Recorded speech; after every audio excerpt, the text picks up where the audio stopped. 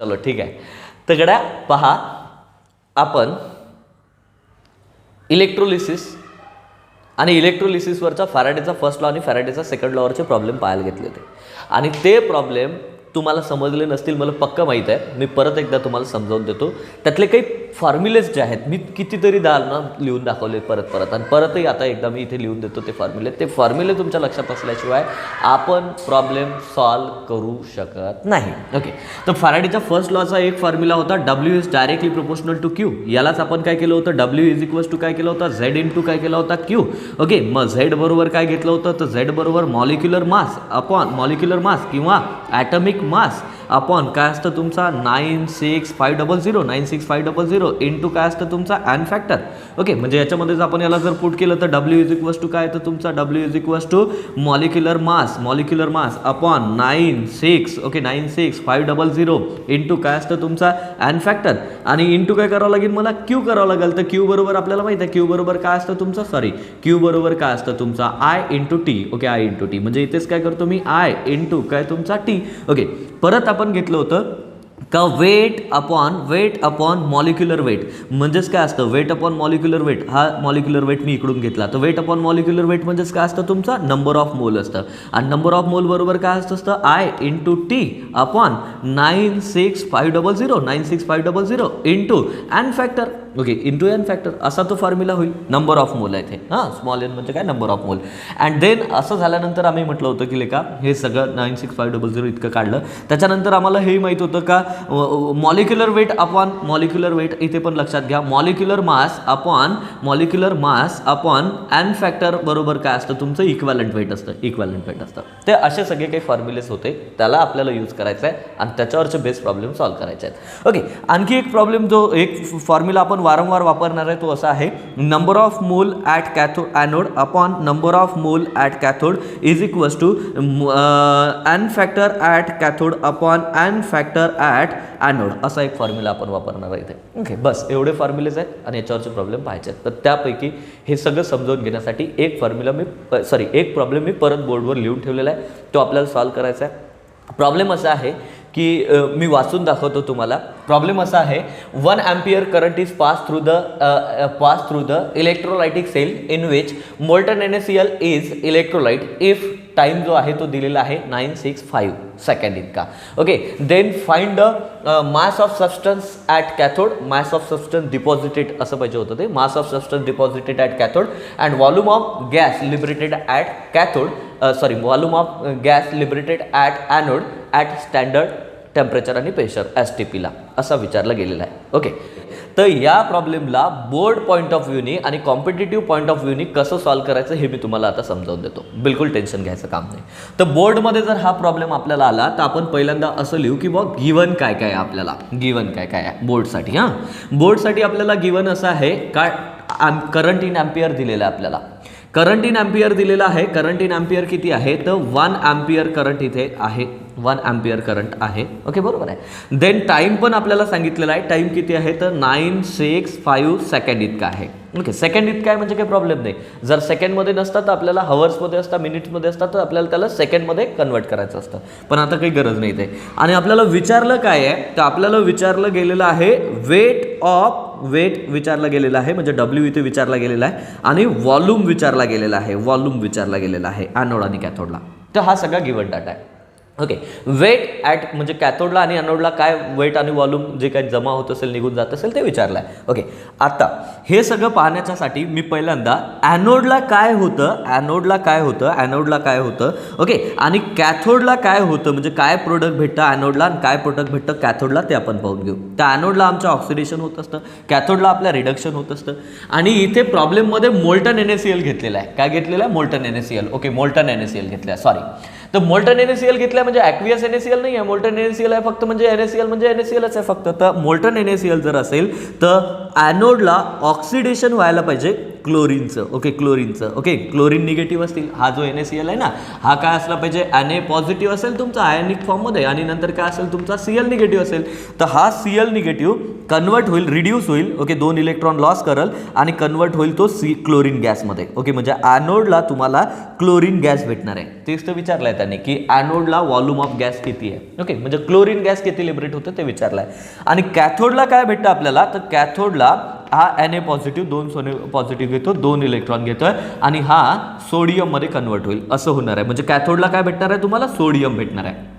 Okay, तर तेच विचारलं आहे, वेट म्हणजेच मास विचारला आहे इथे, सोडियम किती डिपॉझिट होतं त्याचं. तर ओके, तर आता हे सगळं बोर्ड पॉईंट ऑफ व्ह्यूनी मी इथे लिहितोय. हा गिवन डाटा लिहिला, ही रिएक्शन लिहिली, ॲनोडला कोण भेटतं, कॅथोडला कोण भेटतं, वगैरे वगैरे लिहिलं. आता याला जर सॉल्व करायचं झालं तर आमचा जो काय फॉर्म्युला आहे वेट अपॉन मॉलिक्युल, याला वेट काढायचा. ओके, तर वेट काढायचा फॉर्म्युला, हा वेट काढायचा फॉर्म्युला आहे तुमचा. ओके, काय वेट ऑफ कशाचा काढायचा आपल्याला, वेट कशाचं काढायचं आहे, तर वेट काढायचं आपल्याला, वेट जे आहे ते आपल्याला सोडियमचं काढायचं आहे. म्हणून मी याला इथे करेक्ट करतो, वेट ऑफ सोडियम काढायचं आहे. तर वेट ऑफ सोडियम जर काढायचं झालं तर फॉर्म्युला काय यूज करावं लागेल मला. Okay, weight of sodium, molecular mass of sodium, molecular mass of sodium, सोडियमचं मॉलिक्युलर मास असतं 23 मॉलिक्युलर मास. ओके, किंवा ॲटॉमिक मास म्हणू आपण त्याला. ॲटॉमिक मास सोडियमचं किती असतं, 23. ओके, अपॉन ओके, अपॉन काय आहे तुमचा 96500, 96500, 96500 इंटू काय आहे तुमचा एन फॅक्टर. आता सोडियमसाठीचा एन फॅक्टर किती आहे, तर सोडियमची जेवढी व्हॅलन्सी असेल तेवढा सोडियमचा एन फॅक्टर. नाही रे बेटा, एक सोडियम एक बॉन्ड फॉर्म करतं आणि इथे सोडियम किती आहे, एकच सोडियम आहे. म्हणजे 2 जरी सोडियम भेटत असले तरी एका सोडियम ॲटमची, सोडियम हा मोनो ॲटमिक आहे, त्याच्यामुळे त्याची व्हॅलन्सी एकच राहील.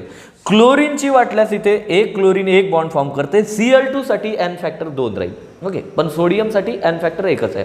ओके, तर सोडियमसाठी इथे एन फॅक्टर काय होईल तुमचा 1 होईल. म्हणजे काय झालं पहा. ओके, वेट म्हणजे काय होईल, वेट इथे काय होईल, वेट काढतोय मी सोडियमचं, तर मॉलिक्युलर वेट 23 लिहिलं. ओके, करंट इन ॲम्पियर किती आहे, 965 सेकंड आहे. ओके, आणि बरोबर आहे, नाही सॉरी, करंट 1 ॲम्पियर आहे तुमचा. करंट जो आहे 1 ॲम्पियर आहे आणि टाईम जो आहे तुमचा, ओके, टाईम जो आहे तो आहे 965 सेकंड. ओके, 965 सेकंड इतका आहे.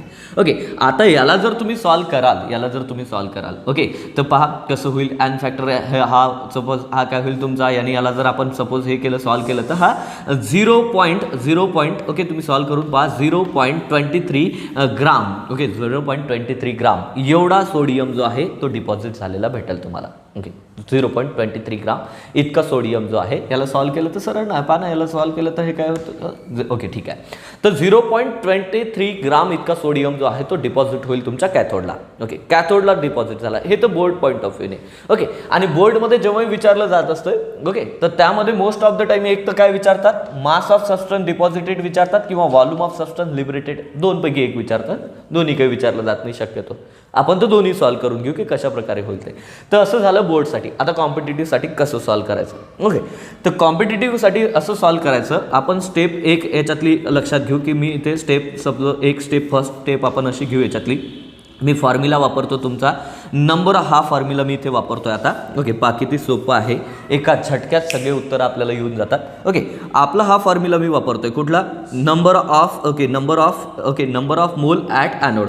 Number of mole at anode, ॲनोडला कोण असतं तुमचा, तर नंबर ऑफ मोल ऑफ ॲनोडला कोण भेटतं, क्लोरीन. ओके, म्हणजे number of mole of chlorine upon number of mole at cathode असतात. तर नंबर ऑफ मोल कॅथोडला कोण आहेत, कॅथोडला सोडियमचे आहेत. म्हणजे काय, number of mole of sodium is equals to काय असतं, n factor at cathode upon N factor at anode. आता एन फॅक्टर ॲट ॲनोड आणि एन फॅक्टर ॲट कॅथोड काय आहे, कॅथोडला कोण आहे, तर कॅथोडला सोडियम आहे.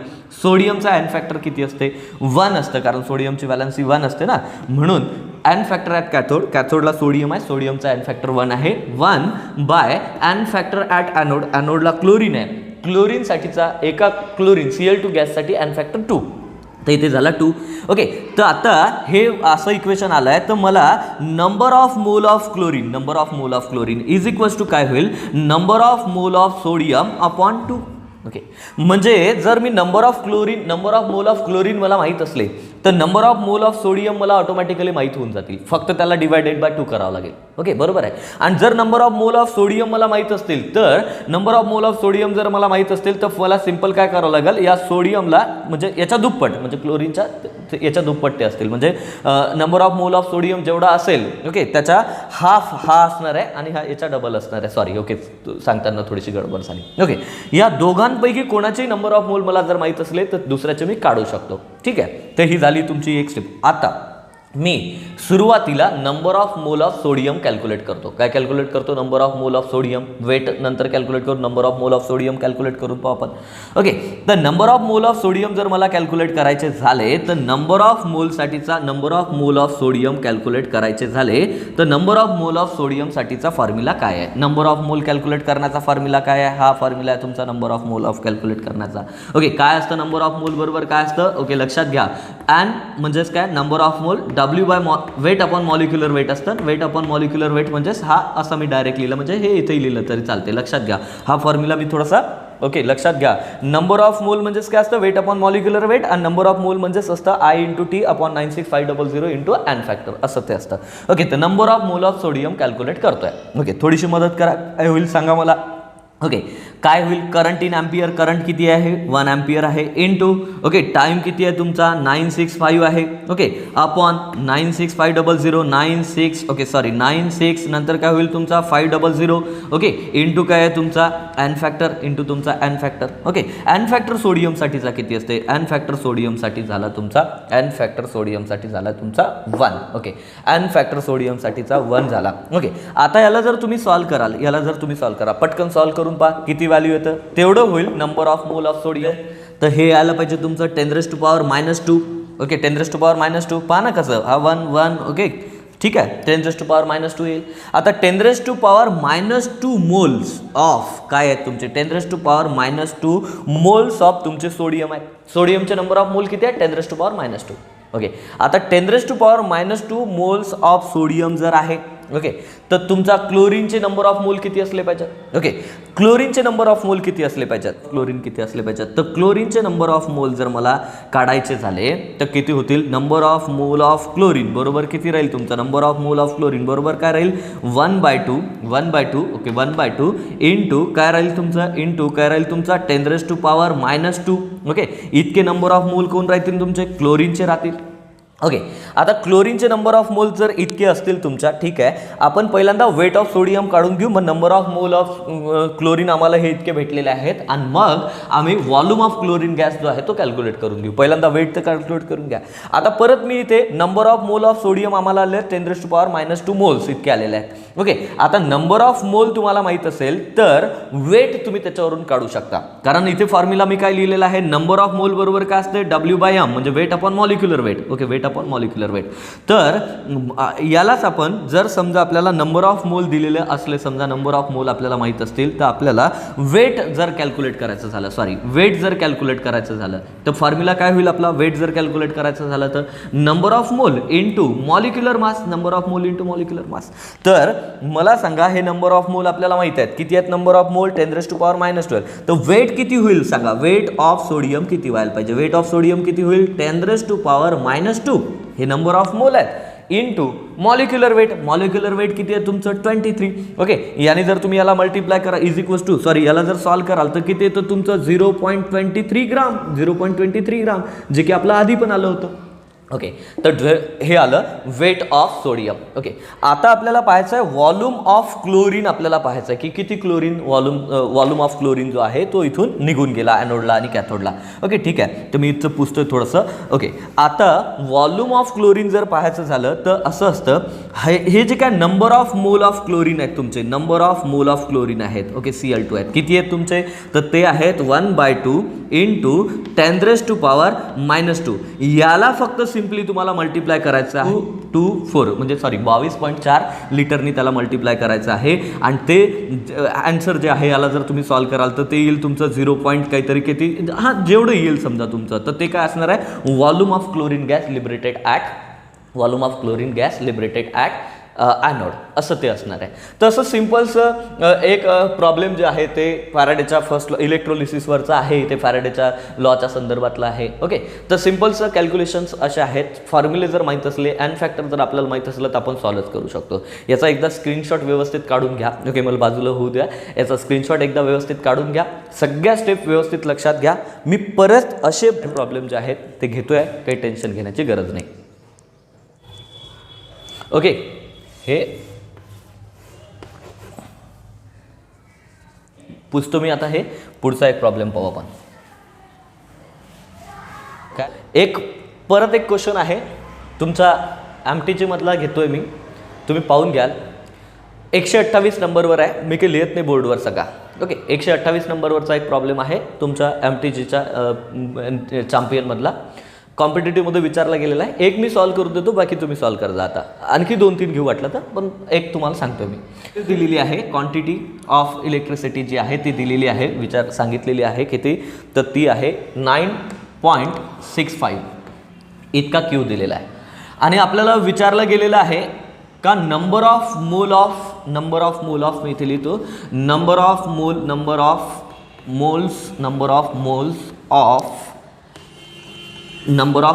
Of RMGX form. Number of mole of RMGX form असं किती फॉर्म होतात असं विचारलेलं आहे. प्रॉब्लेम असा आहे सिंपल का एक इलेक्ट्रोलायटिक सेल घेतलेला आहे की ज्याच्यामध्ये MgCl2 आहे, ज्याच्यामध्ये काय MgCl2 आहे. आणि त्या MgCl2 मधून 9.65 कुलम इतकी इलेक्ट्रिसिटी पास केली, तर तिथे किती mg मोल ऑफ mg फॉर्म होईल आणि तो किती पूर्ण mg जो काय फॉर्म होईल तो कम्प्लिटली कन्वर्ट होणार आहे RMGX मध्ये, तर किती number of mole of RMGX तिथे फॉर्म होतील असं ते विचारलं गेलेलं आहे. ओके, तर असा तो प्रॉब्लेम आहे. ओके, तर आता याला जर सॉल्व्ह करायचं झालं तर पहिल्यांदा मी रिॲक्शन लिहितो. रिॲक्शन काय लिहावं लागेल प्रॉब्लेममध्ये, इलेक्ट्रोलाइट कुठला आहे, तर इलेक्ट्रोलाइट आहे MgCl2.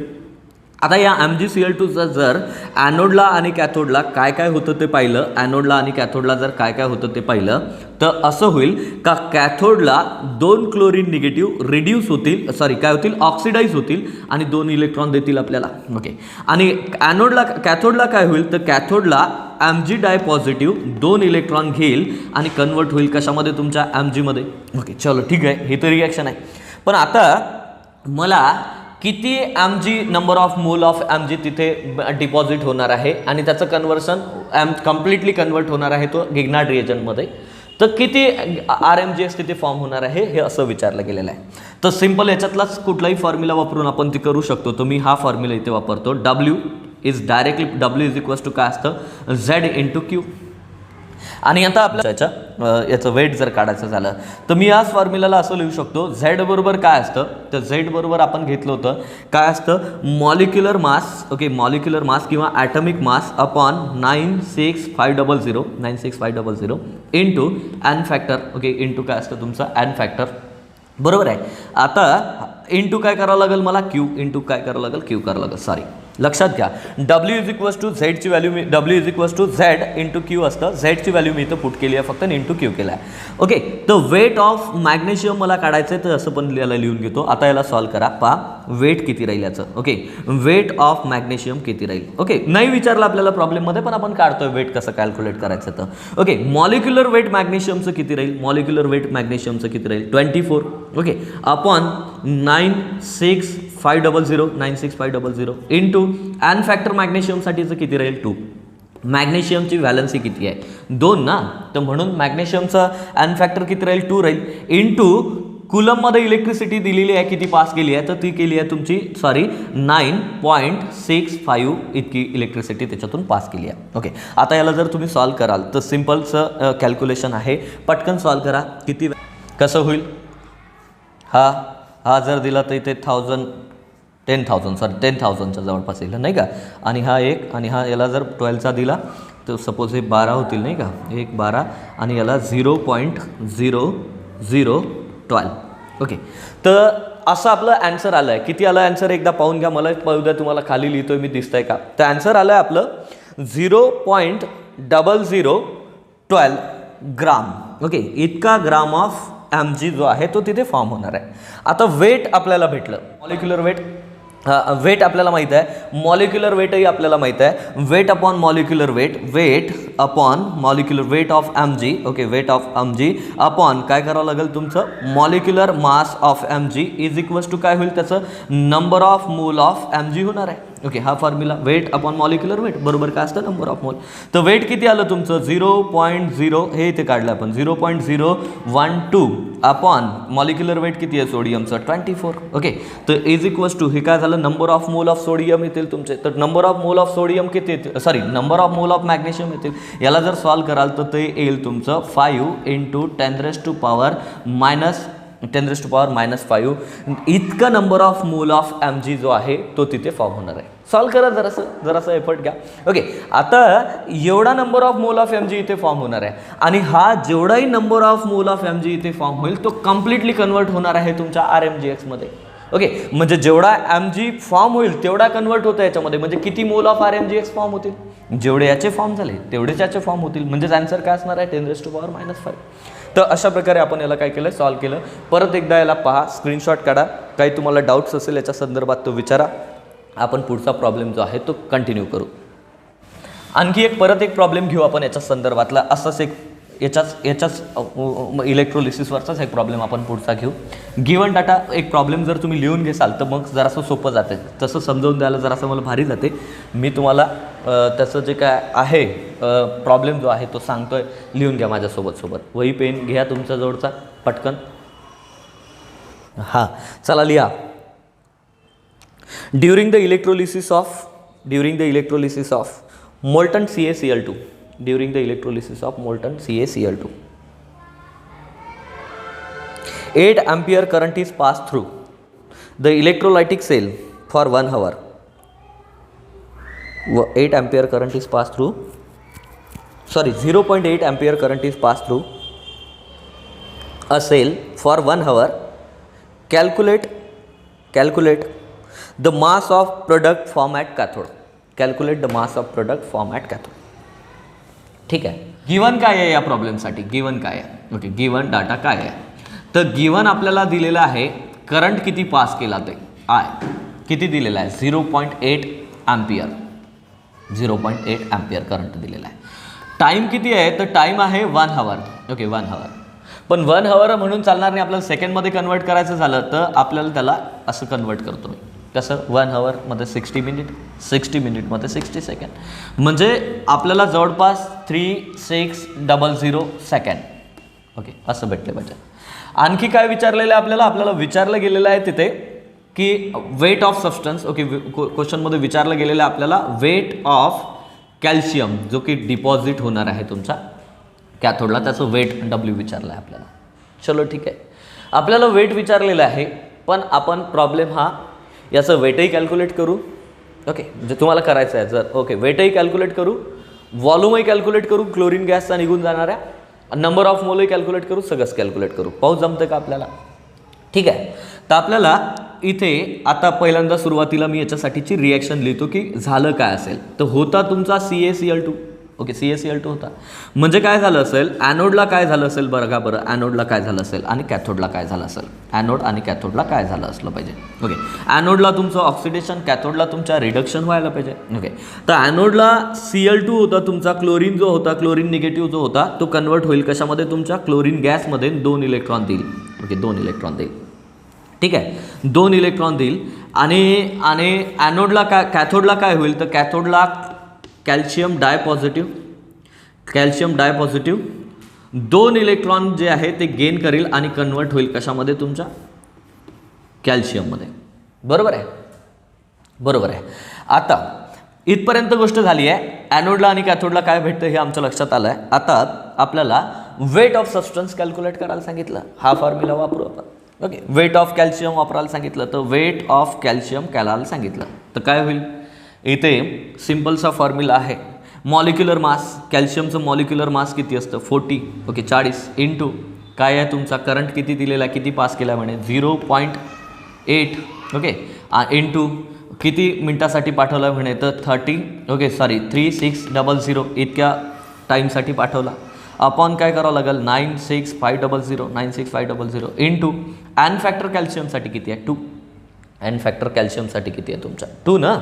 ओके आता याला जर तुम्ही सॉल्व कराल ओके याला जर तुम्ही सॉल्व जर कराल तुम्ही तर ते येतं 1.9. ओके मी पटकन सांगतोय थोडासा तुम्ही तुमचा जेवढा तुम्हाला टाईम लागते तेवढा टाईम तुम्ही घ्या. एवढा ग्राम जो आहे तो तुमचा कॅल्शियम तिथे डिपॉझिट होईल. ओके ठीक आहे एवढा ग्राम कॅल्शियम इथे डिपॉझिट होईल तुमचा. ओके तर आता नंबर ऑफ मोल जर तुम्ही विचारसाल सपोज कॅल्शियमचा वेट तर तुम्ही सॉल्व केलं की इतका वेट आहे. आता जर नंबर ऑफ मोलचा विचार कराल तर नंबर ऑफ मोल जर करायचे झाले तर फॉर्म्युला काय आहे तुमच्याकडे. नंबर ऑफ मोल म्हणजे काय असतं तर number of mole of calcium जर तुम्हाला काढायचा झाला तर तो काय करावा लागेल तुम्हाला weight of calcium upon molecular weight of molecular mass of किंवा ॲटॉमिक मास ऑफ कॅल्शियम. तर वेट किती आहे आपल्याला माहिती आहे वेट किती आहे तर वेट आलं आहे तुमचं 1.97 आपण तुम्ही सॉल्व करा 1.97 अपॉन मॉलिक्युलर वेट किती आहे 40. ओके इतकं जर याला जर सॉल्व कराल तर हे काय येतील तुमचे number of mole of calcium येतील. तर number of mole of calcium किती येतील तर ते जवळपास किती येते याचं जे काय आन्सर येईल तर ते काय राहतील तुमचे number of mole of calcium राहतील. ओके आता number of mole of calcium राहतील. Okay number of mole of calcium राहतील आणि परत आपल्याकडे एक फॉर्म्युला हा पण आपण इथे वापरू शकतो तो असा का number of mole at anode. ॲनोडला कोण आहे number of mole at anode. ॲनोडला कोण आहे तर पहा असेल तुम्ही number of mole at anode. ॲनोडला आहे तुमचा chlorine. Okay upon number of mole at cathode. Number of mole at cathode. Number of mole of cathode. कॅथोडला कोण आहे तुमचा कॅल्शियम आहे. इज इक्वल्स टू काय आहे N factor at cathode N factor at cathode. कॅथोडला असलेल्याचा एन फॅक्टर कॅल्शियमची व्हॅलन्सी किती आहे 2 upon N factor at anode. ॲनोडला कोण आहे तर क्लोरीन Cl2 आहे त्याची एन फॅक्टर किती आहे 2 आहे म्हणजे 2/2 म्हणजे ते इज इक्वल्स टू किती झालं 1. म्हणजेच जेवढे नंबर ऑफ मोल क्लोरीनचे असतील तेवढेच नंबर ऑफ मोल कशाचे असतील तुमच्या कॅल्शियमचे असतील. ओके तर कॅल्शियमचे नंबर ऑफ मोल तुम्ही इथे कॅल्क्युलेट केले याला डिवाइड करा जे आन्सर येईल ते काय असतील number of mole of calcium असतील. ओके आणि number of mole of calcium जेवढे असतील तेवढेच नंबर ऑफ मोल काय असतील क्लोरीनचे असतील. आणि क्लोरीनचे जेवढे नंबर ऑफ मोल असतील तेवढ्याला तुम्हाला मल्टिप्लाय करायचं आहे 22.4नी. ओके ते काय भेटून जाईल मग तुम्हाला व्हॉल्यूम ऑफ क्लोरीन गॅस भेटून जाईल at standard temperature and pressure STPला. मग आता इथे प्रॉब्लेममध्ये standard temperature and pressure mention केलेलं नसलं तरी ते STPच असतं स्टँडर्ड टेम्परेचर अँड प्रेशर असतंच ते. ओके तर अशा प्रकारे इलेक्ट्रोलिसिस जे आहे तुमचं फॅराडेचा फर्स्ट लॉ आणि फॅराडेचा सेकंड लॉ आहे त्याच्या संदर्भातले हे प्रॉब्लेम इथे मी तुमचे प्रयत्न केला. तुम्हाला अडचण असली तर उद्याही 1-2 प्रॉब्लेम याच्यातले मी सॉल्व करून देईल. पण तुम्हाला हे सगळे प्रॉब्लेम आता सॉल्व करायचे आहेत त्यासाठीची PDF मी तुम्हाला व्हॉट्सअप केली आहे. ओके ती PDFमधले सगळे जे प्रॉब्लेम आहेत ते तुम्ही सॉल्व करून पहा. ते थोडे वेगळ्या पद्धतीने आहेत. ओके मी तुम्हाला वेगळी पद्धत सांगितली. आपण कुठल्याही पद्धतीनं गेलो तरी फायनल आन्सर तुमचं करेक्टच येते. आपण 4-5 पद्धतीनं वेट आणि मॉलिक्युलर वेट आणि ते नंबर ऑफ मोल कॅल्क्युलेट करू शकतो. आपण सगळेच टाईपचे प्रॉब्लेम इथे घेण्याचा प्रयत्न केला. बाकी तुम्ही होमवर्कमध्ये सॉल्व करा. एखादा डिफिकल्ट वाटला तर तो आपण परत घेऊ. आजच्या दिवसाला थांबून जाऊ.